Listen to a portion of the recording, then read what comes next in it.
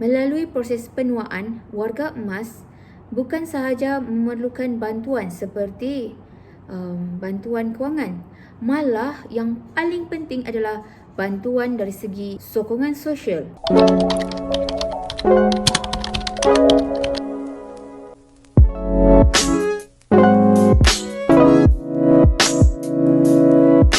Hi guys, welcome back to Wani Rosin channel. So today I want to talk about warga emas. So tajuk hari ni yang saya akan kupas adalah sayangi kami, fahami kami, warga emas.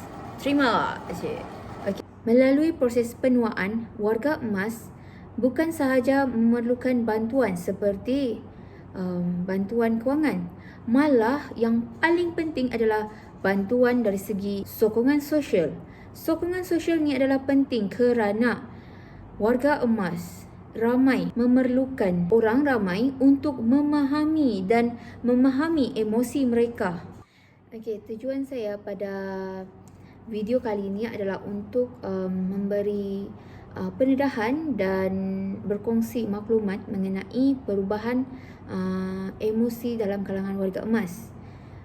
Terutama sekali kepada penjaga warga emas, orang ramai dan masyarakat, serta cara mengendali emosi warga emas. Antara simptom-simptom ataupun ciri-ciri perubahan emosi warga emas. Yang pertama sekali, mereka akan berasa mudah marah dan sensitif. Memang warga emas akan cepat sensitif.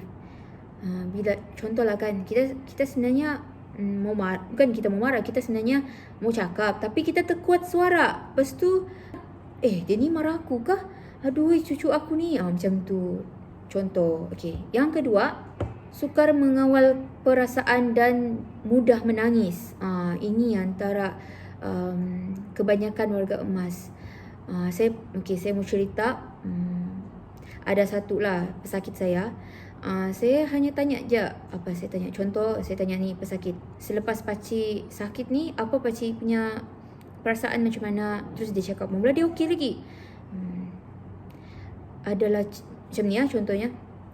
Adalah okey semua, okey je. Tapi terus dia menangis. Tapi banyak saya marah. Saya marah sama anak saya, sama isteri saya. Saya marah tak tentu. Macam tu. Tiba-tiba dia marah. Tiba-tiba sebab dia dapat mengawal kemarahan dia tu sampai dia menangis. Lepas tu dia menangis dekat saya. Lepas tu saya pun yang, okey, tak apa. Kita kena dengar. Kita cuba, kita biarkan dia meluar dengan kita. And then kita cuba dengar saja. Sebab cara untuk release tension orang tu dengan kita mendengar saja. Kita cakap, okey, macam tu. Bila kita mendengar, orang pun rasa macam, bagus dia. Macam tu. Okey, itu contohlah. Okey, dan yang ketiga, warga emas ada yang sampai rasa diri tidak dihargai lagi. Jadi, bila jorang rasa tidak dihargai, ada masa jorang rasa macam jorang, biarlah aku mati. Biarlah. Kadang-kadang ada kan, contoh, dalam situasi di rumah, Pergilah buang sampah tu. Contoh, buang sampah. Nantilah. Anak dia cakap, nantilah. Kau kenapa? Macam tu. Kau kenapa? Kau mau aku mati ke? Terus pula cerita macam tu lah. Contoh. Bila diorang rasa semua tu, diorang akan mengasingkan diri. Bila diorang asingkan diri, itu yang paling bahaya. Diorang akan, biarlah. Tiba-tiba ada satu masa tu, biarlah aku nak makan, aku dah lapar pun, biarlah aku dah keluar, aku di rumah sejak. Macam tu. Sebab dia tahu bila dia di rumah, dia nak jumpa orang, dia nak menyusahkan orang. Tapi apa kaitan dengan diri dia? Apa masalah dengan dia punya emosi? Mesti dia, kalau kita pun orang biasa, maksudnya yang bukan warga emas ni, bila kita nak bercakap satu hari, kalau saya nak bercakap satu hari, ya Allah, stres pula. Bukan stres, macam kita mau ada orang cakap dengan kita mau ada orang mendengar luahan kita mau ada orang just cakap macam yang, kau sudah makan? Macam tu ya, kau sudah makan? Sudah. Kau? Macam tu. Ataupun, kau kerja macam mana hari ni? Okey juga. Ni antara kalau orang-orang yang bujang lah. Okey. Tips bagaimana untuk mengendali pengurusan emosi warga emas. Yang pertama sekali adalah terapi muzik.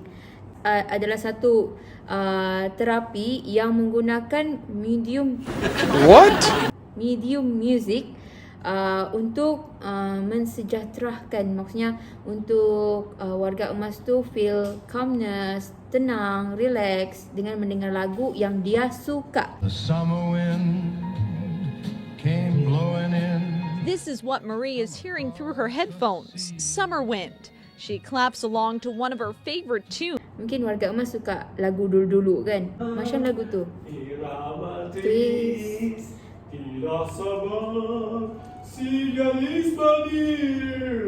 Okay, terima kasih. Terima kasih background music kami, saya. Yang kedua, terapi yang kedua, tips yang kedua adalah iaitu terapi dengan bantuan haiwan lah. Maksudnya pet therapy. Special cat. So many times when people have said, I've never seen a cat do this, or I didn't know they had therapy cats. He's a cat who will curl up or sit in the lap of any patient. So pet therapy ni memang sebenarnya kita pernah je buat di rumah kita ataupun mana-mana kita pernah buat juga. Maksudnya kita ambil je kucing ke, yang benda yang dia suka, kucing kan. Contohnya kucing lah kan, kita ambil, kita suruh dia belai, kita suruh dia jaga. Okey, pet terapi ni ada melibatkan interaksi antara individu dan juga haiwan itu sendiri. Haiwan yang terlatih lah untuk membantu mencapai kesejahteraan fizikal, emosi dan psikologi warga emas. Okay, so that's all for today for my video. So I hope kamu faham lah. So tunggu lagi episod yang seterusnya. Tapi yang saya mau bagi tahu sini, nantikan webinar saya dan webinar kami, saya dan rakan-rakan UiTM Puncak Alam, sarjana muda terapi pemulihan cara kerja, yang bertajuk Sayangi Kami, Fahami Kami, Warga Emas, pada 4 Julai 2021 samaan hari Ahad jam 10 pagi.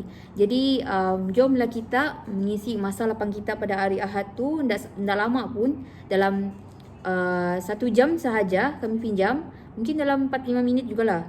So jumpa di sana dan jangan lupa subscribe. Bye. Assalamualaikum.